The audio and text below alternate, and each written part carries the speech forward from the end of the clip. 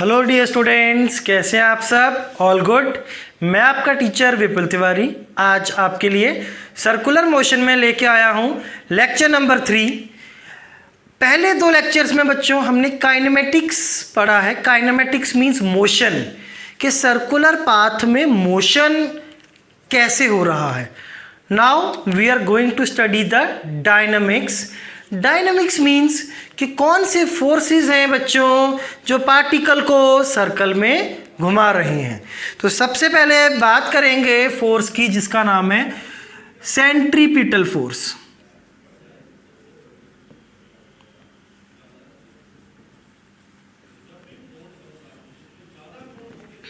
बच्चों centripetal acceleration किधर लगता है? सेंटर की तरफ।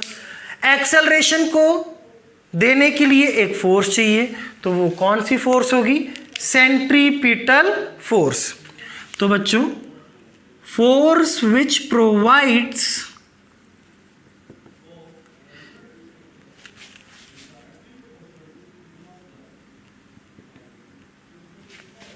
centripetal acceleration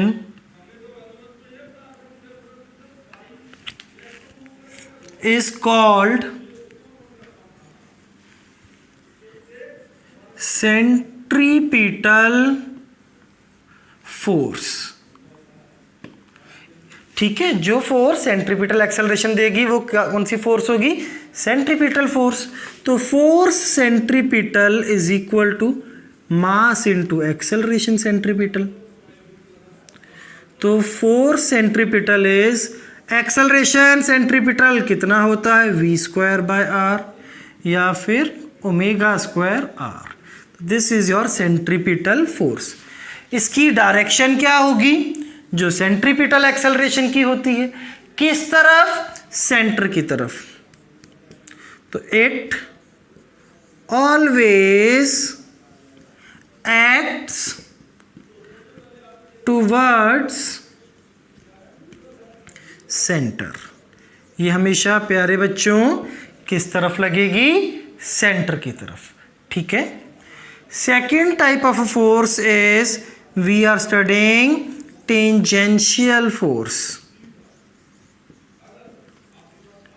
ये कौन सी फोर्स होगी जो कौन सा एक्सेलरेशन देगी? Tangential acceleration. तो इसका मतलब किस तरफ लगेगी? टेंजेंट के अलोंग। वेलोसिटी की डायरेक्शन में अगर स्पीड बढ़ रही है, अपोजिट अगर स्पीड कम हो रही है। Force which provides tangential acceleration is called tangential force.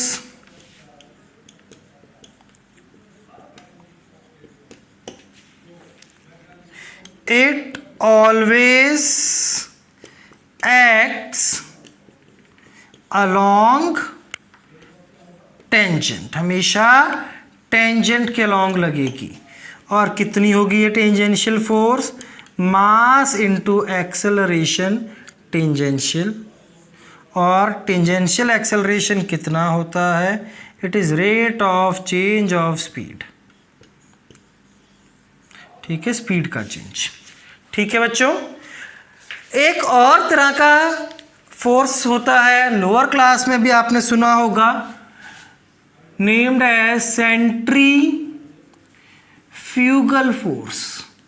इसको बच्चों थोड़ा सा समझ लें, ज़्यादा काम में वैसे नहीं आएगा कोई। सेंट्रीफ्यूगल फोर्स क्या है? It is a pseudo force in a circular motion। क्या मतलब है? देखें बच्चों, मान लें एक ये सर्कुलर मोशन हो रहा है। इस सर्कल में ये कार चल रही है ना, या ये ऑब्जेक्ट जो भी, it is moving in this circle. ठीक है। अब यहां पे खड़ा है एक आदमी। कहाँ पे खड़ा है बच्चों? ये ग्राउंड पे। ग्राउंड आपको पता है कैसा फ्रेम होता है, इनर्शियल फ्रेम, ठीक है। इसमें न्यूटन्स लॉ आपको पता है डायरेक्टली एप्लीकेबल होते हैं। तो ये आदमी तो क्या कहेगा कि ये जो भी मोशन हो रहा है, नॉर्मल मोशन हो रहा है, सर्कल में घूमने के लिए सेंटर की तरफ सेंट्रीपिटल फोर्स लगी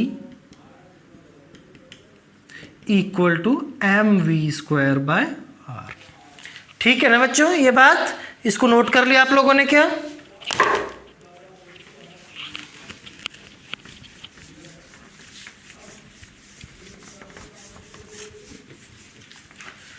तो बच्चों अब इसी बात को देखिए दोबारा।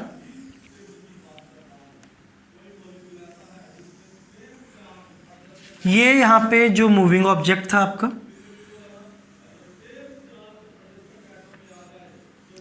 ठीक है, इसी में एक पर्सन बैठा है। अब आपको पता है सर्कुलर मोशन हमेशा हमेशा हमेशा कैसा होता है, एक्सेलरेटिंग। सेंट्रीपिटल एक्सेलरेशन तो होगा ही ना, टेंजेंशियल को 0 मान लेते हैं, ठीक है। अब बच्चों अगर ये इसी में बैठा है, ये इधर v स्पीड से चल रहा है, खुद के लिए तो हर कोई किस पे होता है, रेस्ट पे। तो अगर ये एक सूडो फोर्स लगाएगा, सूडो फोर्स अगर इस पे इक्वेशन लिखेगा तो लगाएगा ना, सूडो फोर्स कौन सी, सूडो कितनी होगी, pseudo force is mass into acceleration. अब एक्सेलरेशन कौन सी है, सेंट्रीपिटल टुवर्ड्स द सेंटर। तो बच्चों मास इनटू एक्सेलरेशन सेंट्रीपिटल, तो mv²/r, और इसी सूडो फोर्स को बोला जाता है सेंट्रीफ्यूगल फोर्स। तो सेंट्रीफ्यूगल फोर्स कुछ नहीं है, जब रिवॉल्विंग ऑब्जेक्ट के फ्रेम में बैठ के फोर्स लगाएंगे तो सेंटर की तरफ एक्सेलरेशन सेंट्रीपिटल था, तो इसके अपोजिट बाहर सूडो फोर्स लगानी होगी। इस टाइप की सूडो फोर्स जो सर्कुलर मोशन में, उसको नाम दे दिया गया है सेंट्रीफ्यूगल फोर्स। हमेशा सेंट्रीपिटल के बराबर होगी, but it acts in outward direction, बाहर की तरफ।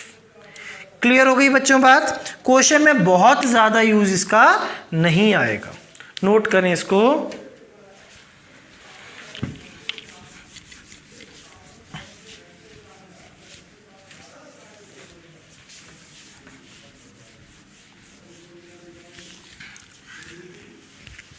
नेक्स्ट टॉपिक देखें बच्चों, टॉपिक का नाम है motion of a car on level curved road. क्या है इसमें देखें कि एक कर्व्ड रोड है। कर्व्ड समझते हैं बच्चों, सर्कुलर, ऐसे गोल सी रोड होती है, कई बार आप देखते हैं आप जा रहे हैं specially in hilly areas. Road level है, ऊंची नीची नहीं है कहीं पे, ठीक है। तो बच्चों इस पे एक कार जा रही है, कार बना देते हैं एक, ये कार के टायर हैं, ड्राइंग पे नहीं जाएंगे, मेन बात क्या है, ये कार है बस। ये कार ऐसे चल रही है विद द वेलोसिटी v। पर बच्चों ये जो कार है, इस कार को इस सर्कल में घूमना है, सर्कल में घूमना है ना बच्चों कार को। तो अगर कार को सर्कल में घूमना है तो आप ये समझें एक सेंट्रीपिटल फोर्स तो हमेशा नेसेसरी है, क्योंकि हर सर्कुलर मोशन में सेंट्रीपिटल एक्सेलरेशन होता ही होता है। तो एक सेंट्रीपिटल फोर्स चाहिए, और वो सेंट्रीपिटल फोर्स हमेशा किस तरफ लगेगी, सेंटर की तरफ, ठीक है। अब कौन देगा वो सेंट्रीपिटल फोर्स, कोई धक्का तो दे नहीं रहा, बस ये कार ग्राउंड के साथ कांटेक्ट में है, तो ग्राउंड के अलोंग इधर एक फोर्स लग रहा होगा फ्रिक्शन का। ऊपर की ओर नॉर्मल और कार पे नीचे की ओर लग रहा होगा उसका वेट mg। तो फोर्स सेंट्रीपिटल कौन बनेगा इस केस में? फ्रिक्शन। तो बच्चों this friction is equal to centripetal force equal to mv² by r। r क्या है? Radius of circular track. Circular track का रेडियस है बच्चों, ठीक है। अब फ्रिक्शन हमेशा कैसे लगता है? ये अकॉर्डिंग टू द रिक्वायरमेंट, ठीक। तो बच्चों एफ मैक्स कितना होगा? Mu into N, that is mu mg, और ये म्यू स्टैटिक होगा बच्चों। अभी आप सोच रहे होंगे ये कार चल रही है, स्टैटिक फ्रिक्शन क्यों लगा रहे हैं? ध्यान रखें, कार स्लाइड नहीं करती है, रोल करती है, टायर घूमते हैं। रोलिंग हमने अभी आगे पढ़ना है, अभी के लिए ध्यान रखें म्यू कौन सा लगेगा? Static friction. लर्न कर लें इतनी बात। तो बच्चों ये रिक्वायर्ड फ्रिक्शन है, this is required friction, this is available friction. तो मैक्सिमम फ्रिक्शन जो है वो ज़्यादा होना चाहिए फ्रिक्शन रिक्वायर्ड से, या उसके बराबर हो जाए तो भी काम चल जाएगा। मैक्सिमम फ्रिक्शन कितना है अवेलेबल? Mu mg।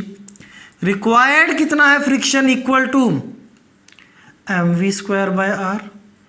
m से m कट गया, म्यू r g, r को इधर ले आए, greater than equal to v², और v should be less than equal to mu r g, और v maximum is equal to under root mu R G. v maximum का क्या मतलब है? कार की स्पीड इससे ज़्यादा नहीं हो सकती है, but it is maximum speed at which car can take turn safely, otherwise it will skid। आप देखते हैं बच्चों, कभी फॉर्मूला 1 भी देखा होगा, रेसिंग, बहुत तेज़ी से ऐसे कार गोल सर्कल में चलती है, बहुत ज़्यादा स्पीड होती है तो कार फिसल जाती है बच्चों, इट स्लिप्स, एक्सीडेंट हो सकता है। This is the maximum safe speed. इसीलिए बोला जाता है अगर कर्व्ड रोड है, गोल है रोड, तो बहुत ज़्यादा स्पीड पे कार ना चलाएं। अगर स्पीड इससे ज़्यादा हो गई तो कार स्लिप हो जाएगी, स्किड हो जाएगी, it can cause an accident. आप देखते हैं जब रेनी डेज होते हैं, रेन होती है, तो हम ऐसे सर्कुलर रोड पे अगर गाड़ी चलाएंगे तो वो ज़्यादा स्लिप होती है। वाई? क्योंकि कोफिशिएंट ऑफ फ्रिक्शन बारिश में कम हो जाता है, तो ये मैक्सिमम स्पीड जिससे सेफ टर्न ले सकते हैं वो कम हो जाता है। दैट मीन्स हम पूरा का पूरा कर्व्ड रोड पे ऐसे तो टर्न लेने के लिए किस पे डिपेंडेंट हो गए? फ्रिक्शन पे। फ्रिक्शन कम होगी तो कम स्पीड से टर्न ले पाएंगे। तो फिर इस पे रिसर्च की गई और सोचा गया हम पूरी तरह से फ्रिक्शन पे डिपेंडेंट नहीं रह सकते, इसीलिए क्या किया गया? Banking of roads. तो नेक्स्ट टॉपिक लिखेंगे बच्चों, इसको नोट कर लिया है आपने, जिसका नाम है बैंकिंग ऑफ रोड्स।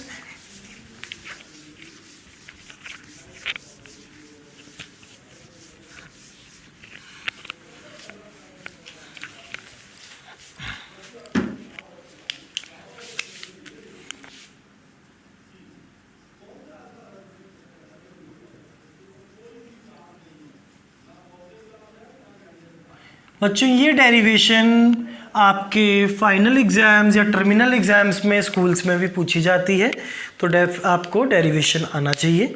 अब बैंकिंग ऑफ रोड्स का क्या है? अब देखें, ऐसा रहता है बच्चों कुछ, ये एक मान लीजिए रोड है, ठीक है, ऐसे कर्व्ड रोड है, ऐसे ऐसे ऐसे, it is going like this in a circular way. तो बाहर की तरफ से इसको थोड़ा सा रेज कर दिया जाता है, उठा दिया जाता है ऐसे, ठीक है। अगर सर्कल में ऐसे चल रहे हैं तो बाहर की तरफ से इसको थोड़ा उठा दिया जाता है।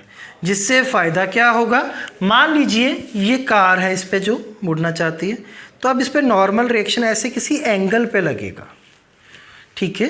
तो normal reaction it will act at some angle like this. अब इस नॉर्मल रिएक्शन का एक कंपोनेंट सेंटर की तरफ आ जाएगा which will act as a centripetal force. तो हम पूरी तरह से फ्रिक्शन पे डिपेंड नहीं होंगे, हम खुद से नॉर्मल रिएक्शन का एक कंपोनेंट सेंटर की तरफ कर रहे हैं, खुद से भी एक सेंट्रीपिटल फोर्स जनरेट कर रहे हैं। डायग्राम से और समझें इसको बच्चों।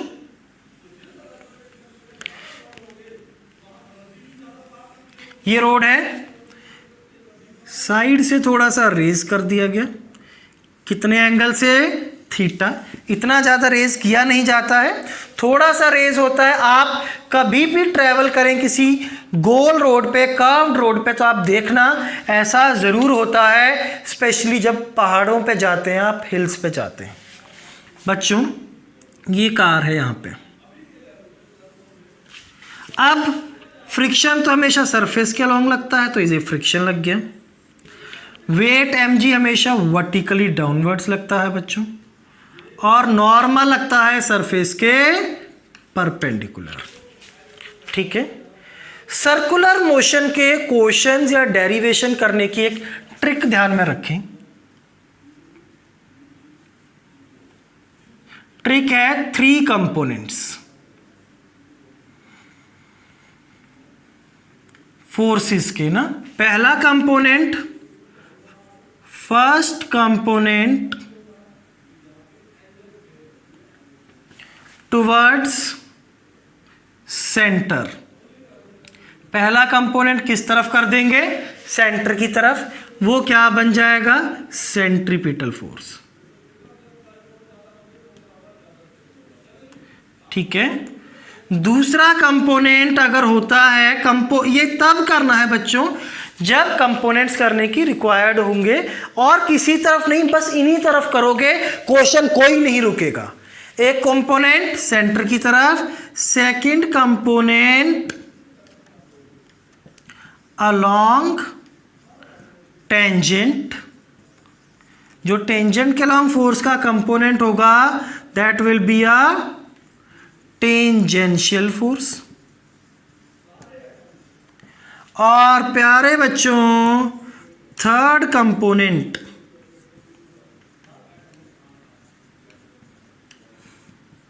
Perpendicular to circular plane. इसका क्या मतलब है, बात समझें। मान लीजिए बच्चों इस ऐसे एक सर्कल में पार्टिकल चल रहा है, इसमें तो पार्टिकल ऊपर नीचे तो नहीं जा रहा, तो इसके ऊपर नीचे वाले फोर्सेस सर्कुलर प्लेन के perpendicular forces they will be always balanced. Net force इस तरफ कितनी होगी, 0, ठीक है बच्चों। आप इन तीनों बातों को ध्यान में अगर रखेंगे तो कोई भी क्वेश्चन आपका रुक ही नहीं सकता। एक कंपोनेंट सेंटर की तरफ सेंट्रीपिटल, दूसरा कंपोनेंट टेंजेंट के अलोंग टेंजेंशियल फोर्स, तीसरा component perpendicular to the circular plane, वो फोर्सेस हमेशा balanced.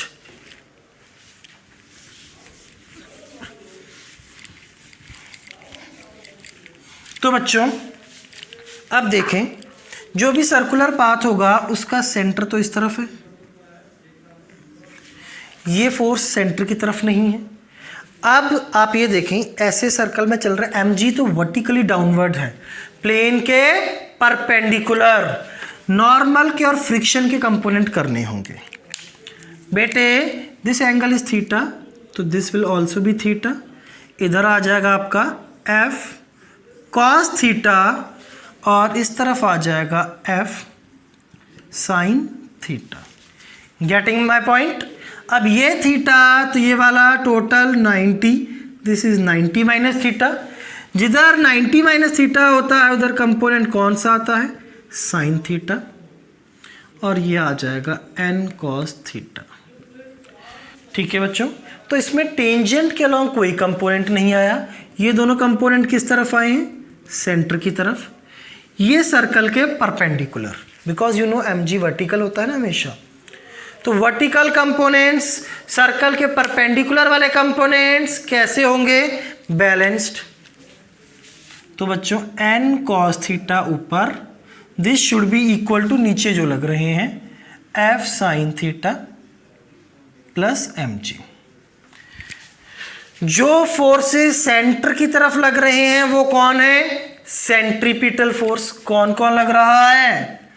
n sin theta plus f cos theta. Centre की तरफ लग रहे हैं तो centripetal force,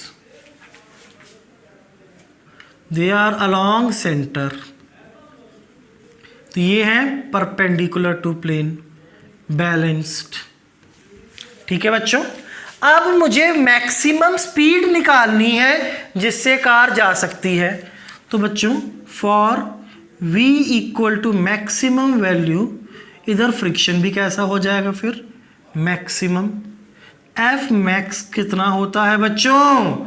mu into n, value रख दें n sine theta plus mu into n cos theta equal to M V square by R. ठीक, तो यहाँ पे आपने f की मैक्सिमम वैल्यू रख दी, यहाँ भी मैक्सिमम रखें। तो यहाँ से क्या आ जाएगा? n cos theta minus mu n sine theta equal to M G. प्यारे बच्चों यहाँ से n की वैल्यू निकाल लें, क्या आएगा? M G upon cos theta minus mu times sine theta. इस वैल्यू को उठा के यहाँ रख दें, M G sine theta, N की N G upon this cos theta minus mu sine theta plus mu into N, N कितना है? M G upon cos theta minus mu sine theta into ये वाला cos theta is equal to M V square by R. बच्चों m से m cancel और ये आपके पास v square आ गया, R G sine theta plus mu R G cos theta upon cos theta minus mu sine theta divide numerator and denominator by cos theta. तो बच्चों sign by cos tan हो जाएगा, तो v square will be equal to R G tan theta plus mu R G cos by cos 1 upon cos by cos 1 minus mu sine by cos tan theta. तो R G common आ जाएगा, v maximum है ये R G mu plus tan theta upon 1 minus mu tan theta. मैंने आपको पहले ही बताया था दिस इज म्यू स्टैटिक। ठीक है, इस पूरे की पावर अंडर रूट होगा ना 1/2। This is the maximum velocity जिससे हम टर्न ले सकते हैं। बच्चों देखो इसमें if theta equal to 0, theta को 0 रख दो, tan 0 इज 0, ये भी 0, तो v maximum is equal to mu S R G की पावर हाफ। पहले भी हमने कैलकुलेट किया है बच्चों, यही वैल्यू आई थी ना। उसके बाद बात करते हैं बच्चों इफ म्यू इक्वल टू 0, तो डिनोमिनेटर 1 हो जाएगा, v मैक्स आ जाएगा आपके पास under root of R G tan theta. ठीक, इसका क्या मतलब हुआ बच्चों देखें, तो v is equal to under root of R G tan theta आया है आपके पास कब? जब म्यू कितना है 0, मतलब कोई भी फ्रिक्शन नहीं है।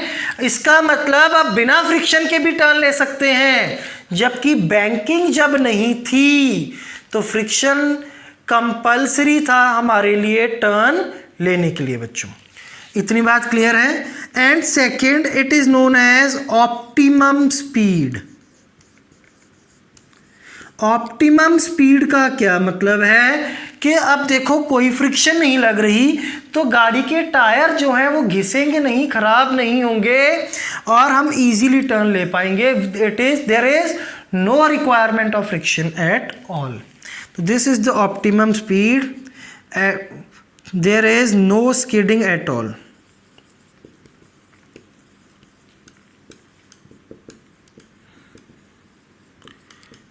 बच्चों बात समझ में आ गई? तो फॉर्मूलाज ये आप ध्यान में रखेंगे। डेरिवेशंस आपको आपके सब्जेक्टिव एग्जाम्स के लिए आनी चाहिए, 5 मार्क्स में जनरली ये पूछी जाती है। नोट कर लें बच्चों इसको।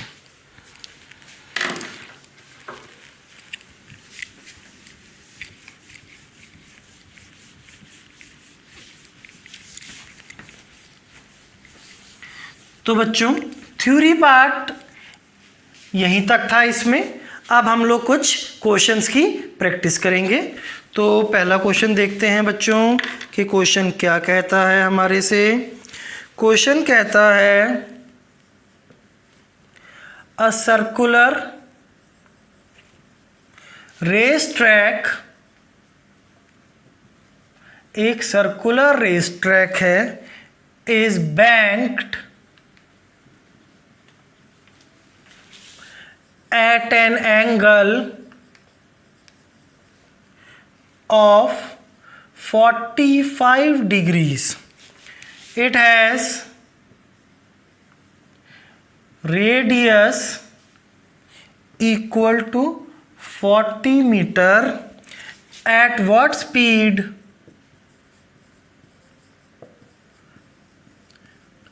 car has no tendency to slip? बच्चों नो टेंडेंसी टू स्लिप मतलब स्लिपिंग बिल्कुल है ही नहीं। स्लिपिंग नहीं है तो फ्रिक्शन ज़ीरो, फ्रिक्शन की कोई हेल्प आपने नहीं लेनी। तो सिंपल सिर्फ और सिर्फ म्यू को ज़ीरो करने वाला फॉर्मूला लगा दीजिए, under root of R G tan theta. तो V max is equal to under root of R कितना है बच्चों 40, जी आपको पता है 10, 45 डिग्री पे बैंड आपने इसको बैंक किया है 10 45 1 होता है। तो V max is under root of 400 that is 20 metre पर second. Simple formula based questions इस पे आते हैं। सेकेंड पार्ट इसी में आपको दे दिया गया है बच्चों, mu is equal to half, find V max to turn safely. तो बच्चों इसका भी फॉर्मूला आता है आपको, maximum speed to turn safely is R G mu plus tan theta upon 1 minus tan theta इस पूरे की पावर हाफ। रेडियस आर कितना है 40, जी कितना है 10, म्यू कितना है बच्चों हाफ, थीटा कितना है 45, 10 45 इज 1 अपॉन 1 माइनस म्यू, इधर म्यू भी आना चाहिए बच्चों, म्यू इज हाफ इंटू 10 45, इस पूरे का अंडर रूट दैट इज कितना हो जाएगा बच्चों ये 400 इंटू 3/2 अपॉन 1/2 का हाफ, ये 2 से 2 cancel that is under root of 1200, 10 आ गया बाहर 20 अंडर रूट 3 मीटर पर second. This is the maximum speed.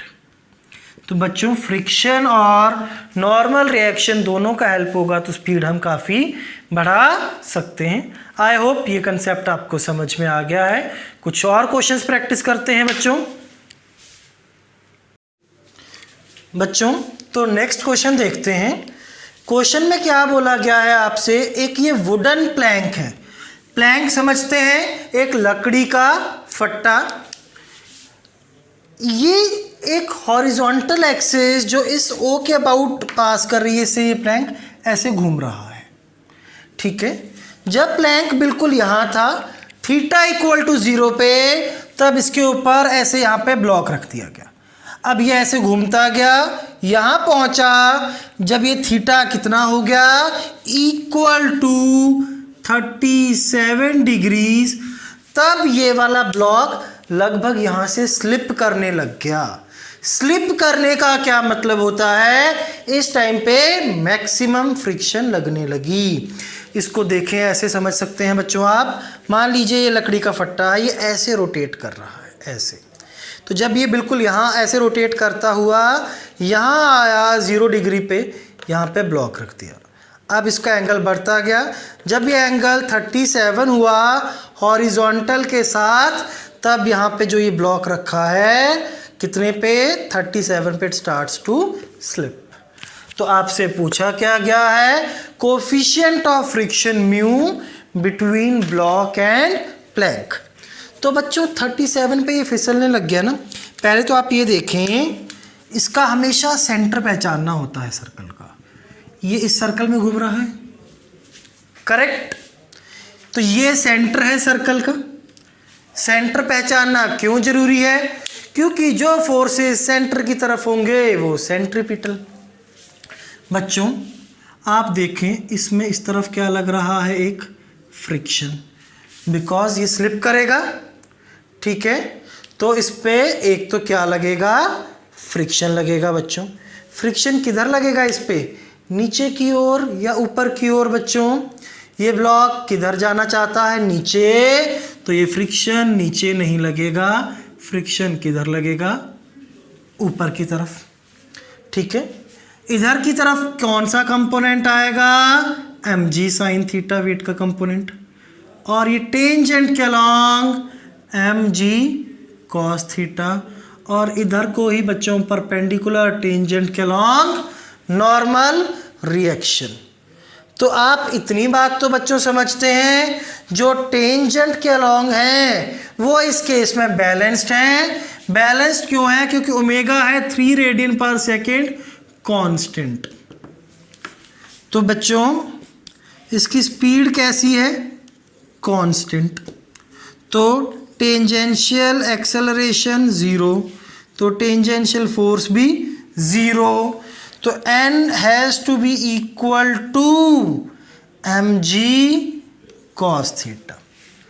ठीक है, सेकंड कंपोनेंट हमेशा किस तरफ, सेंटर की तरफ। ये सेंटर की तरफ है कितना, mg sin theta. Friction away from the centre है, this will be equal to mv square by r। अब बच्चों इट स्टार्ट्स टू स्लिप, तो फ्रिक्शन कैसा लगेगा, मैक्सिमम फ्रिक्शन कितना होता है, म्यू इंटू एन कितना आया, mg cos theta, mu mg cos theta, plug in the values, mg sin theta minus mu mg cos theta is equal to m omega square r। Omega की term में कर लिया, because omega is given. m से m cancel, तो बच्चों mu G cos theta is equal to g sin theta minus omega square r, और आपका जो म्यू है वो कितना आ जाएगा, g sin theta minus omega square r upon g cos theta. g कितना 10, थीटा कितना है 37, साइन 37 इज 3/5, ओमेगा कितना है बच्चों 3 का स्क्वायर 9, r सेंटर से यहाँ तक का डिस्टेंस 1/2 मीटर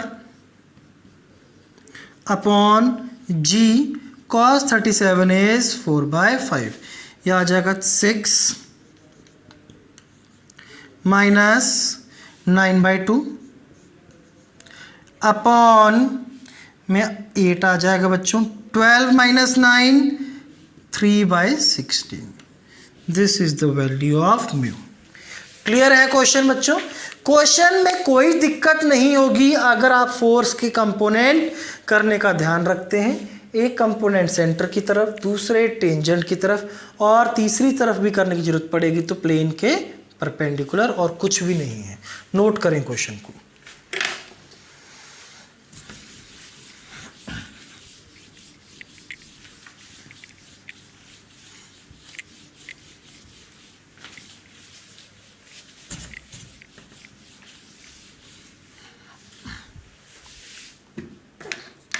बच्चों नेक्स्ट क्वेश्चन देखते हैं क्या कह रहा है।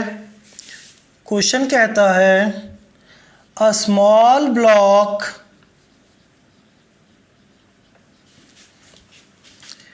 Is placed on turn table. एक टर्न टेबल है, उस पर छोटा सा ब्लॉक रख दिया। कोफिशिएंट ऑफ फ्रिक्शन है म्यू। फर्स्ट पार्ट में क्या पूछा है? If table rotates with constant speed omega, find omega maximum so that block does not slip.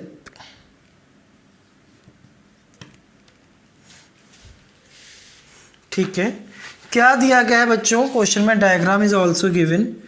ये एक टर्न टेबल है, टेबल है जो घूम सकती है। इट इज रोटेटिंग, इसके अबाउट ही ऐसे घूम रहा है ऊपर का पार्ट। सेंटर से आर डिस्टेंस पे ये ब्लॉक रखा गया है। अब कहता है मैक्सिमम कितनी स्पीड से ये टेबल घूम सकती है ऐसे गोल गोल कि ये ब्लॉक स्लिप ना करे। ऐसा करते हैं बच्चों, इसका टॉप व्यू बना लेते हैं। टेबल को हम लोग ऊपर से देख रहे हैं, इस गोल वाले पार्ट को। बस ये अब ऐसे घूम रहा है, ओमेगा सेंटर, ये कुछ एक इसका डिस्टेंस है। ठीक, अब ये आर आपको दे रखा है, ब्लॉक का मास क्या है? एम। बच्चों कांस्टेंट एंगुलर स्पीड है तो कोई भी टेंजेंशियल फोर्स नहीं है। सारी की सारी फोर्स कौन सी है? सेंट्रीपिटल। किस तरफ लगेगी? सेंटर की ओर, तो सारी फ्रिक्शन सेंटर की तरफ। ठीक है, तो F is centripetal force is equal to m omega square R. Omega को कैसा करना है?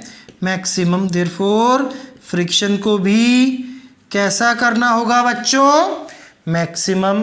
मैक्सिमम फ्रिक्शन म्यू n, और इस केस में n और mg हो जाएंगे बराबर, तो mu mg is equal to m omega square R. ये ओमेगा कौन सा? मैक्सिमम। तो ओमेगा मैक्सिमम आ जाएगा म्यू जी बाय आर का अंडर रूट। क्लियर हो गई बच्चों बात? सेकेंड पार्ट क्वेश्चन में क्या है? Table is rotating with constant angular velocity omega, find maximum distance where block can be placed so that it does not slip। तो क्या है इसमें? बिल्कुल सिमिलर टाइप का क्वेश्चन है। ये टेबल का top view, centre, R distance पे मान लेते हैं ब्लॉक रखा है। अब एंगुलर स्पीड है कांस्टेंट, कोई टेंजेंशियल स्पीड नहीं है। इसका मतलब सारी की सारी फ्रिक्शन किधर की तरफ, सेंटर की तरफ। और यही जो फ्रिक्शन है यही सेंट्रीपिटल फोर्स है। और ये है क्या, m ओमेगा स्क्वायर आर। अब आर मैक्सिमम करना है। ये ब्लॉक को आप पास में भी रख सकते हैं, दूर दूर दूर और दूर। जितना दूर करेंगे ये टर्म बढ़ेगी, तो ये फ्रिक्शन को भी बढ़ना पड़ेगा। पर आपको पता है फ्रिक्शन की लिमिट है आर की मैक्सिमम वैल्यू, तो फ्रिक्शन भी कैसी, मैक्सिमम। तो मैक्सिमम फ्रिक्शन कितनी, म्यू एन, जो हो जाएगी इस केस में mu M G. Therefore mu M G is equal to M omega square R. M से एम कैंसिल, आर मैक्सिमम हमने निकालना था mu G by omega square. समझ में आ गई बच्चों बात आप लोगों को? आई होप यहाँ तक आप लोगों को कोई डाउट नहीं है। नोट कर लें क्वेश्चन को बच्चों।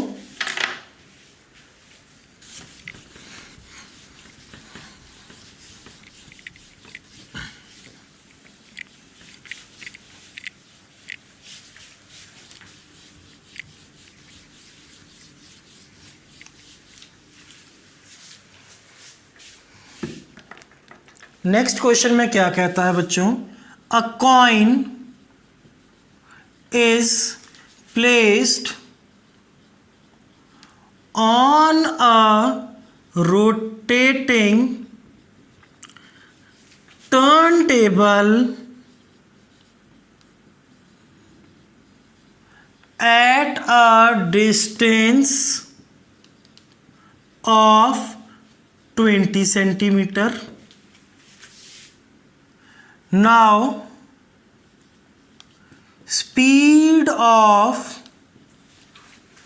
table suddenly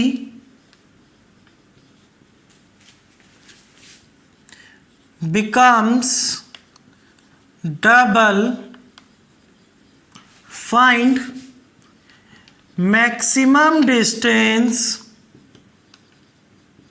where coin can be placed so that it does not slip.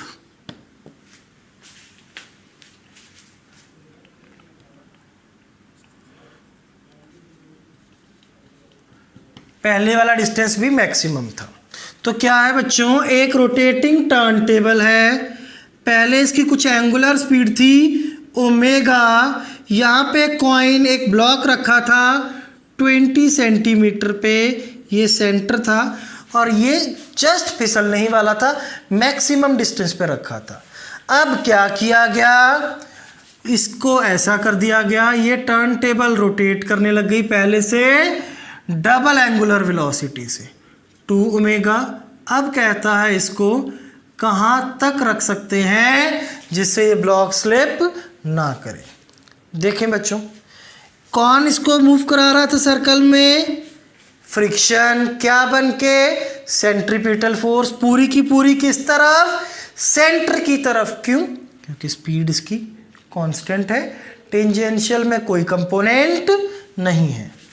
तो F is equal to centripetal force is equal to M omega square R. F maximum रखना है इस केस में क्योंकि मैक्सिमम डिस्टेंस दिए गए हैं।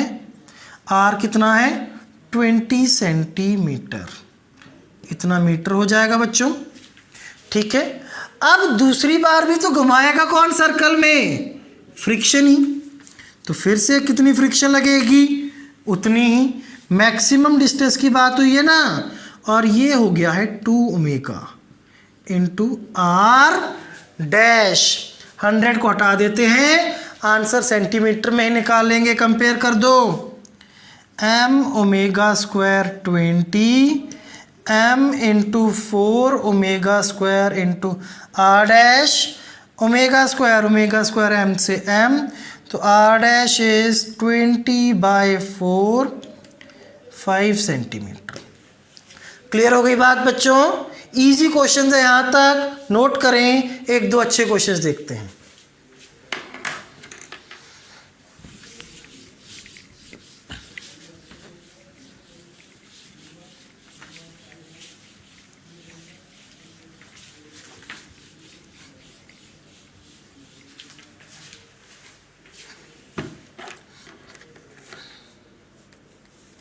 बच्चों क्वेश्चन को देखें, क्या कहा गया है हमसे। A car starts from rest on a horizontal surface. Rest से चली है बच्चों car, of radius r, and it gains speed at uniform rate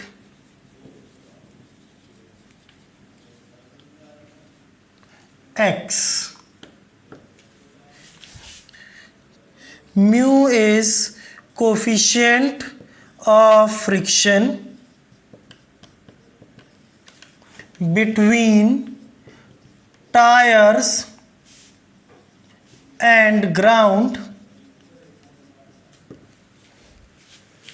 Find distance traveled by car before it starts स्केडिंग। देखें बच्चों, इस क्वेश्चन को थोड़ा मेरे साथ समझें।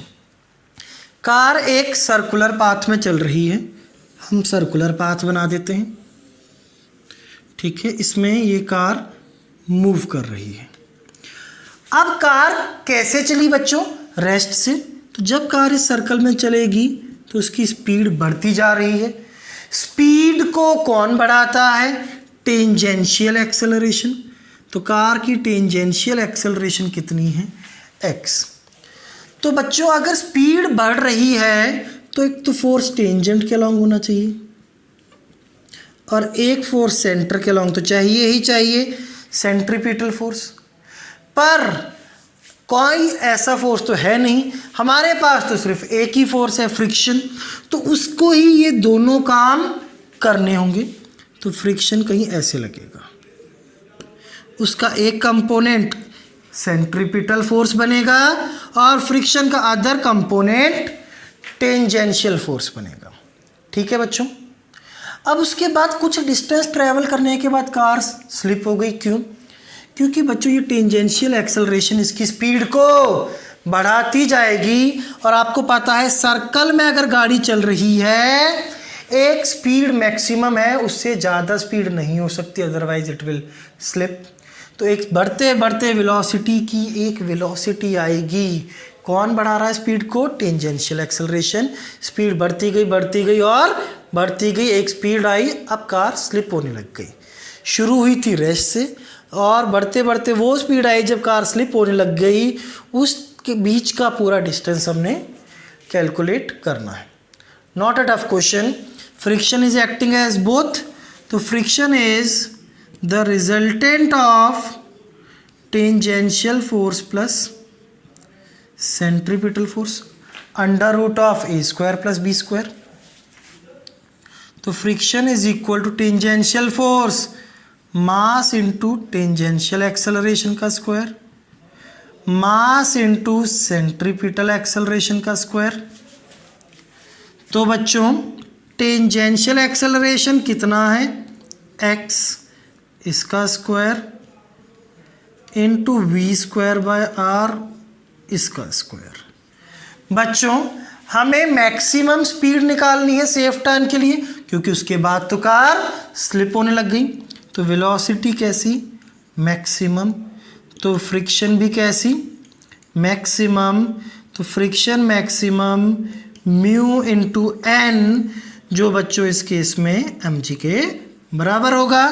तो मैक्सिमम फ्रिक्शन की वैल्यू रखें यहाँ पे, mu M G is equal to, ये m बाहर आ जाएगा, दोनों में है, अंडर रूट ऑफ x का स्क्वायर प्लस v की power 4 by R square, m से m कैंसिल, म्यू स्क्वायर जी स्क्वायर, दोनों साइड को स्क्वायर कर दिया, v मैक्सिमम, इसके बाद स्लिपिंग होगी बाय आर स्क्वायर, तो v मैक्सिमम की power 4 by R square is mu square ji square minus x square, तो v मैक्सिमम आ जाएगा म्यू स्क्वायर जी square r square minus x square r square की power 1/4।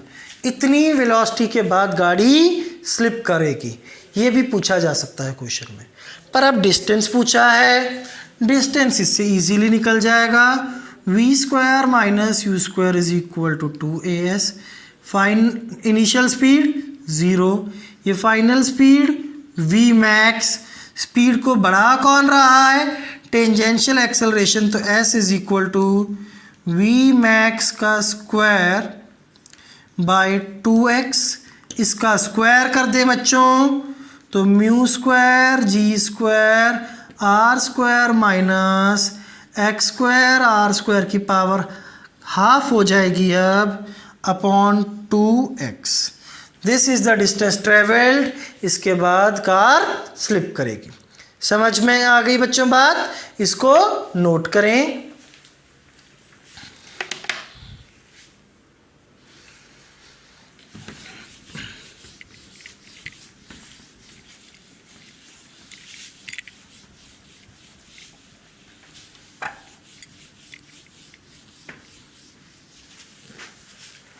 आज के lecture का प्यारे बच्चों एक लास्ट क्वेश्चन देखेंगे। अच्छा क्वेश्चन है, ध्यान से देखें सारे बच्चे। A small block of mass m is placed inside cone as shown। देखिए बच्चों डायग्राम गिवन है, एक ये कोन है इन्वर्टेड कोन,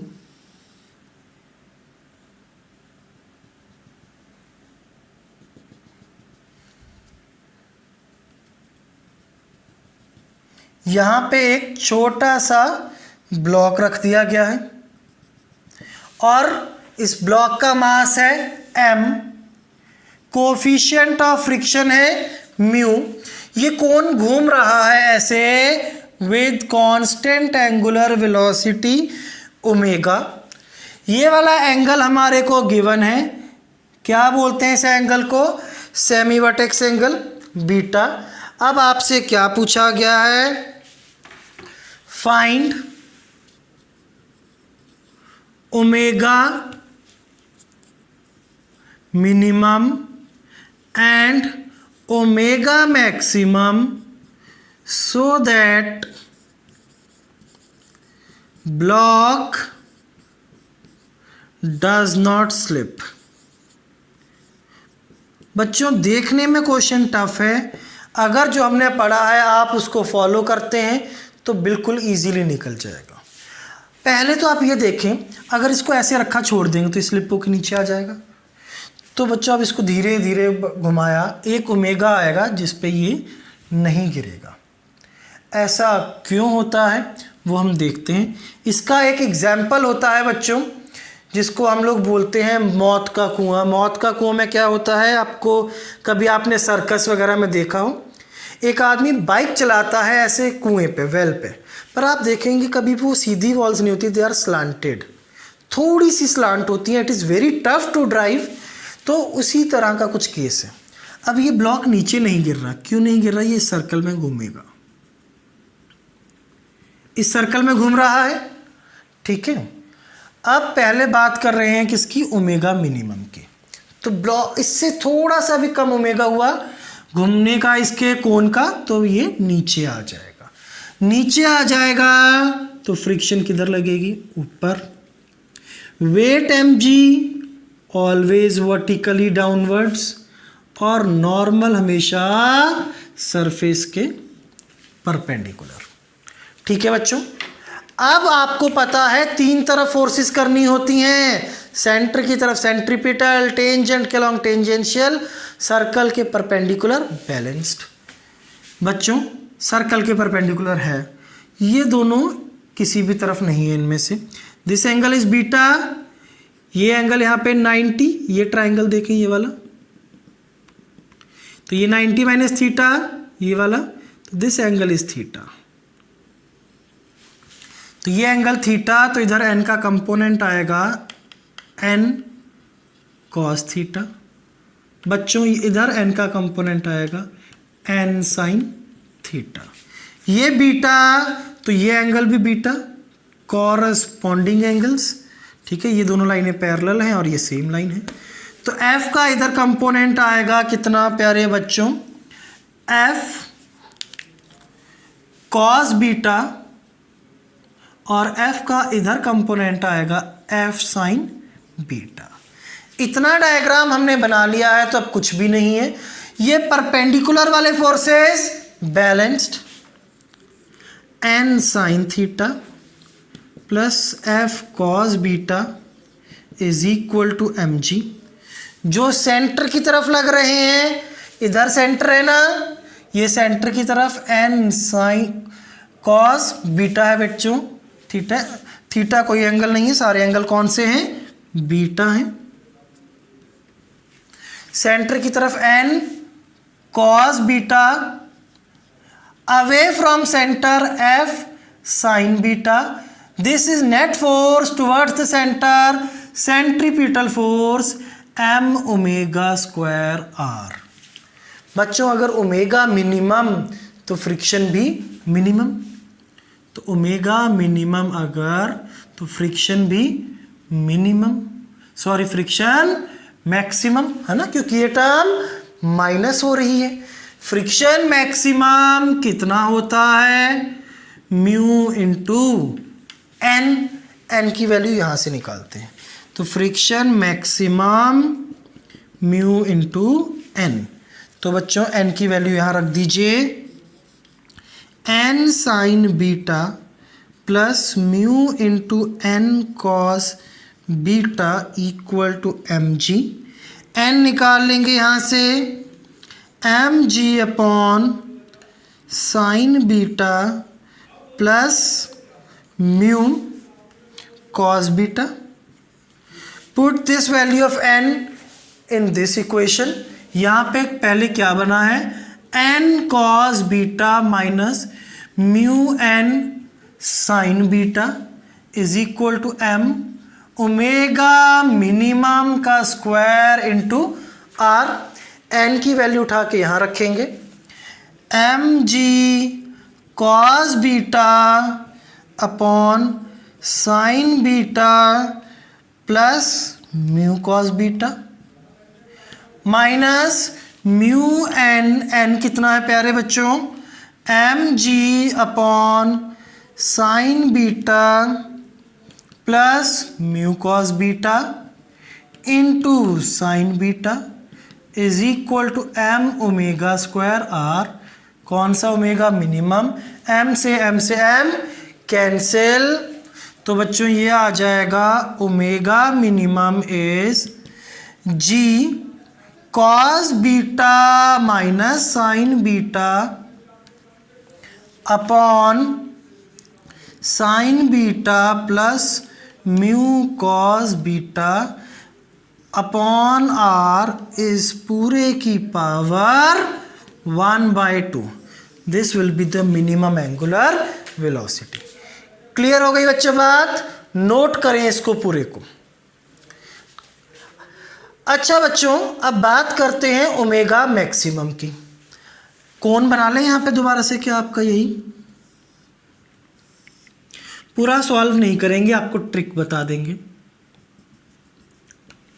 बच्चों अब देखो ये ज़्यादा तेज घूमेगा तो ये ब्लॉक ऊपर जाना चाहेगा, तो बाकी सब बातें तो सेम रहेंगी, बस अब फ्रिक्शन नीचे लगेगा एन प्लेन के परपेंडिकुलर और mg vertically downwards.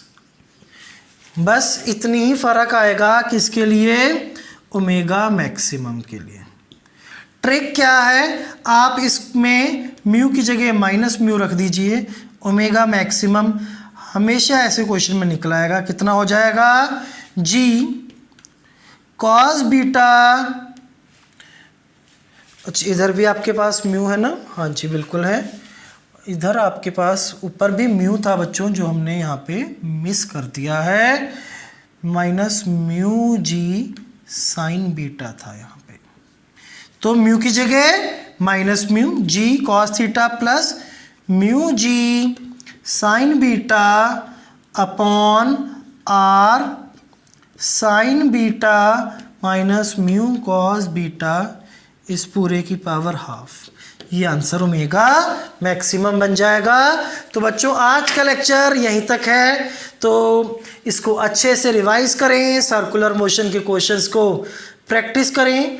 Next lecture में आप लोगों के लिए लास्ट पार्ट लेके आएंगे सर्कुलर मोशन का, जिसका नाम है वर्टिकल सर्कल, जो आपको एनसीईआरटी में वर्क एनर्जी पावर चैप्टर के अंदर मिलेगा।